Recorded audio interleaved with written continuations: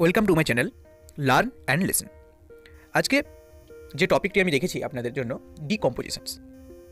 Environment geography একটা অন্যতম part ডিকম্পোজিশনস, অর্থাৎ পচন ক্রিয়া বা পচন পদ্ধতি।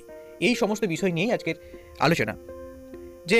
আজকের আলোচনা ডিকম্পোজিশনের মধ্যে যেটা আমি মেনলি ফোকাস করবো, যে ডিকম্পোজিশনের ফ্যাক্টরসগুলো কী কী বা ফেভারেবল কন্ডিশনগুলো কী কী, এবং একটা কোনো কিছু ডিকম্পোজড হতে কী কী পদ্ধতি বা কী কী স্টেপসগুলো অতিক্রম করতে হয়, সেটা নিয়ে আজকের ভিডিও। ডিকম্পোজিশনস হচ্ছে নিউট্রিয়েন্টস রিসাইক্লিংয়ের একটা ফার্স্ট স্টেজ, যেটাতে সাহায্য করে থাকে কে বিভিন্ন অর্গানিজমসগুলো, প্ল্যান্টস, অ্যানিমেলস, এই সমস্ত কিছু। এর একটা মেন পার্ট হচ্ছে যে ডিকম্পোজিশনের ফলে বা ডিকম্পোজিশনের ফলে যে কমপ্লেক্স অর্গানিক ফর্মসটা ভেঙে গিয়ে সিম্পল অর্গানিক ফর্মসে পরিণত হয়ে থাকে। এটাই হচ্ছে ডিকম্পোজিশন। এবার চলে আসবো ডিকম্পোজিশনসের বা ডিকম্পোজিশন হতে যে ফ্যাক্টরসগুলো দরকার হয়ে থাকে বা ইম্পর্টেন্ট কন্ডিশনটা দরকার হয়ে থাকে বা ফেভারেবল কন্ডিশনটা দরকার হয়ে থাকে সেগুলো। প্রথম যে ফ্যাক্টরস সেটা হলো টেম্পারেচার, অর্থাৎ উষ্ণতা বা টেম্পারেচারটা যদি বেশি হয়ে থাকে তাহলে কিন্তু কোনো কিছু একটা পচন ধরতে বা ডিকম্পোস্ট হতে খুব তাড়াতাড়ি সময় নেয়। তাই কোল্ড ওয়েদারের থেকে হট ওয়েদারে ডিকম্পোজিশনের রেটটা বেশি হয়ে থাকে। The most suitable temperature is 30 to 40 degree celsius proper decompositions. Then চলে আসবো সয়েল ময়েশ্চার, অর্থাৎ মৃত্তিকাতে আর্দ্রতার পরিমাণের উপরে নির্ভর করে থাকে ডিকম্পোজিশনের রেটটা। যদি মৃত্তিকা আর্দ্রযুক্ত হয়ে থাকে, অর্থাৎ মৃত্তিকার যদি জলাভাব থেকে থাকে, তাহলে কিন্তু ডিকম্পোস্ট হতে খুব তাড়াতাড়ি সময় নেয়। অর্থাৎ মৃত্তিকার যদি ওয়াটার হোল্ডিং ক্যাপাসিটিটা 60 to 75% হয়ে থাকে, তাহলে কিন্তু ডিকম্পোজিশনের হারটা বেশি হয়ে থাকে। দেন সয়েল পিএইচের মাত্রার উপর ডিকম্পোজিশনের রেট নির্ভর করে থাকে। যদি নিউট্রাল হয়ে থাকে বা পিএইচের মানটা যদি 6 to 8 পিএইচ হয়ে থাকে, তাহলে ডিকম্পোজিশনের রেট বেশি হয়ে থাকে। নিউট্রিয়েন্টস যদি মৃত্তিকাতে না থেকে থাকে, অর্থাৎ মেনলি নাইট্রোজেন ঘটিত যে নিউট্রিয়েন্টসটা, নাইট্রোজেনটা যদি মৃত্তিকাতে না থেকে থাকে, তাহলে কিন্তু যে মাইক্রোবিয়াল যে গ্রোথটা কমে যাবে এবং তার দরুন ডিকম্পোজিশনের রেটটাও অনেক স্লো হয়ে যাবে। তাই এগ্রিকালচার ল্যান্ডে ডিকম্পোস্টের হার বাড়ানোর জন্য ইউরিয়া, নাইট্রোজেন ঘটিত যে ফার্টিলাইজার ইউরিয়া দেওয়া হয়, যাতে increase the speed of decompositions. Next চলে আসবো সয়েল টেক্সচার, অর্থাৎ মৃত্তিকাতে যদি হিউমাসের পরিমাণ বেশি হয়ে থাকে, তাহলে কিন্তু মৃত্তিকাটি উর্বর হয়ে থাকে, প্ল্যান্ট গড়তে খেতে ভালো হয়ে থাকে এবং ডিকম্পোজিশন করতেও অনেকটা সুবিধা হয়ে থাকে। মৃত্তিকাতে যদি অ্যারেশনটা খুব ভালো হয়, অর্থাৎ সাপ্লাই অফ অক্সিজেনটা যদি খুব ভালোভাবে হয়ে থাকে, তাহলে ডিকম্পোজিশন হতে খুবই সুবিধা হয়ে থাকে বা খুব তাড়াতাড়ি হয়ে থাকে ডিকম্পোজিশন।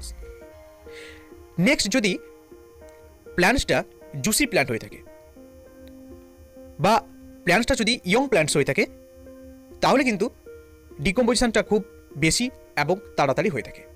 কিন্তু slow with more cellulose and hemicellulose content, অর্থাৎ সেলুলাস এবং হেমিসেলুলাস জাতীয় কন্টেন্টে ডিকম্পোজিশন রেটটা অনেকটাই কম হয়ে থাকে। এই গেল ডিকম্পোজিশনসের হওয়ার যে ফেভারেবল কন্ডিশন বা ইম্পর্টেন্ট কন্ডিশন বা ফ্যাক্টরস।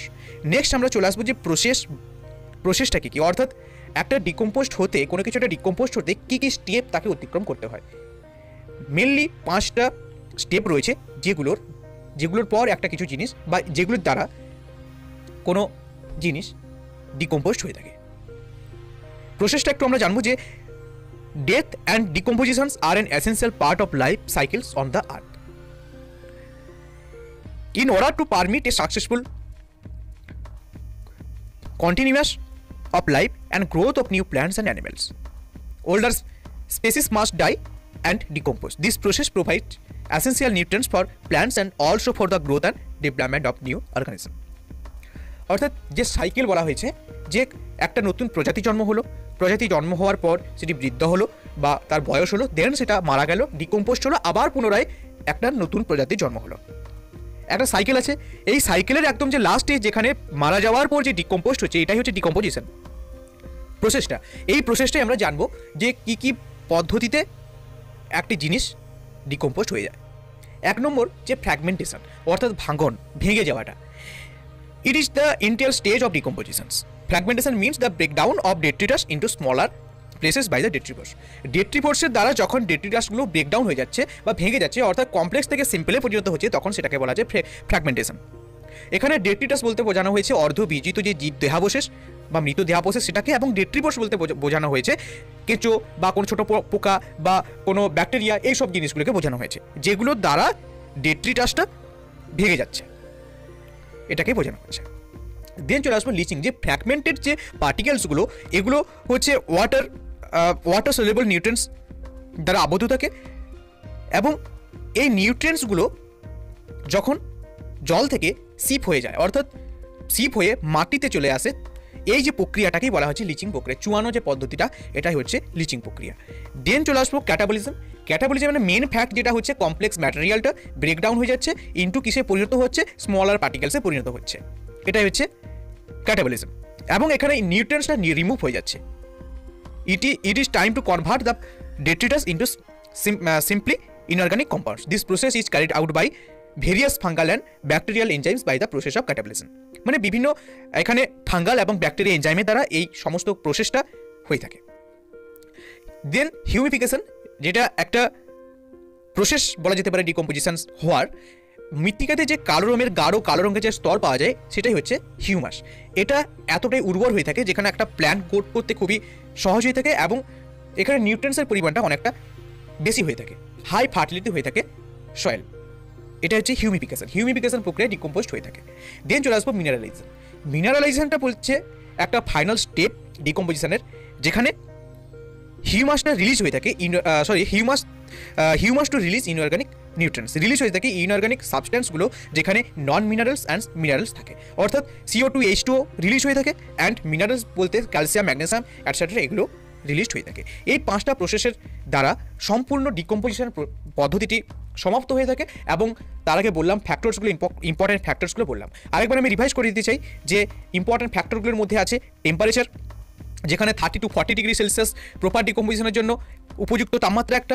দেন সয়েল ময়েশ্চার, যেখানে ওয়াটার হোল্ডিং ক্যাপাসিটি 60 to 75% থাকলে ডিকম্পোজিশন রেটটা খুব ভালো হয়। সয়েল পিএইচটা নিউট্রাল হতে হবে, তাহলে ডিকম্পোজিশন খুব ভালো হয়। নিউট্রিয়েন্টস যদি, অর্থাৎ মেনলি এন ঘটিত যে নিউট্রিয়েন্টসগুলো যদি রিডিউসড হয়ে যায় তাহলে ডিকম্পোজিশন রেটটা কমে যাবে। যদি এন ঘটিত নিউট্রিয়েন্টস অর্থাৎ ইউরিয়া ফার্টিলাইজার যদি নিক্রিজ করা হয় তাহলে ডিকম্পোজিশন রেটটা ঠিকঠাক থাকবে বা বেড়ে যাবে। হিউমাসের পরিমাণ বেশি থাকলে ডিকম্পোজিশন বেশি হবে। যদি মৃত্তিকাতে অক্সিজেন ও সাপ্লাইয়ের পরিমাণটা ভালোভাবে হয় তাহলে কিন্তু ডিকম্পোজিশন ভালো। প্ল্যান্টসটা যদি জুসি প্ল্যান্টস হয়ে থাকে তাহলে কিন্তু ডিকম্পোজিশন হাই হবে। যদি সেলুলাস বা হেমিসেলুলাস কন্টেন্ট হয়ে থাকে তাহলে রেটটা কম হবে। এবার চলে আসবে প্রসেসে, যেটা প্রথমেই বললাম ফ্র্যাগমেন্টেশন, ভেঙে যাওয়া, অর্থাৎ সিম্পল থেকে কমপ্লেক্স থেকে সিম্পলে আসবে। কীভাবে আসবে? ডেট্রিপোর্সের দ্বারা যখন ডেট্রিটাসটা ব্রেকডাউন হবে। লিচিং হচ্ছে যেখানে ফ্র্যাগমেন্ট কন্টেন্টটা ওয়াটারটা ডিজলভ থাকবে এবং সেটা থেকে যখন সয়েলে ট্রান্সফার হয়ে যাবে বা চুঁয়ে যাবে সেটাকে বলা হচ্ছে lynching.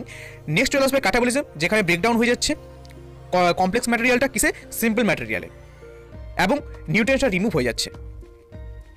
Detritus into simple inorganic, অর্থাৎ এটা এখানে মেনলি যেটা বোঝানো হয়েছে যে সিম্পলে পরিণত হয়ে যাচ্ছে, কনভার্ট হয়ে যাচ্ছে ডেট্রিটাসটা সিম্পলে। এটাকে ক্যাটাবলিজম বলা হয়ে যাচ্ছে।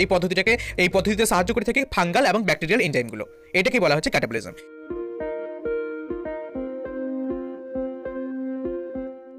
হিউমিফিকেশন প্রক্রিয়া তো ডিকম্পোজিশন হারটা খুব বেশি হয়ে থাকে।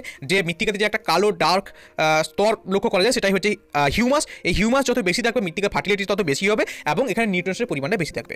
এটা হচ্ছে একটা প্রক্রিয়া হিউমিফিকেশন, যার দ্বারা ডিকম্পোজটা হয়ে থাকে। মিনারেলাইজেশন হচ্ছে একটা ফাইনাল স্টেপ, যেখানে হিউমাস থেকে ইনঅর্গানিক নিউট্রিয়েন্টসগুলো রিলিজ হয়ে থাকে। ইনঅর্গানিক নিউট্রিয়েন্টসের মধ্যে থাকছে নন মিনারেলস এবং মিনারেলস, যেখানে নন মিনারেলসগুলো কার্বন ডাইঅক্সাইড বা হাইড্রোজেন হয়ে থাকে এবং মিনারেলস বলতে ক্যালসিয়াম, ম্যাগনেসিয়াম, পটাশ প্রভৃতি হয়ে থাকে। এটা গেল ডিকম্পোজিশনসের আজকের পার্ট। যদি ভিডিওটি ভালো লাগে অবশ্যই লাইক, কমেন্ট, শেয়ার করুন। আর পরবর্তী কী নিয়ে ভিডিও করব, কী টপিক নিয়ে ভিডিও করব অবশ্যই কমেন্ট সেকশনে কমেন্ট করুন। যদি বুঝতে কোনো অসুবিধা হয়ে থাকে তাহলে কমেন্ট করুন। ধন্যবাদ।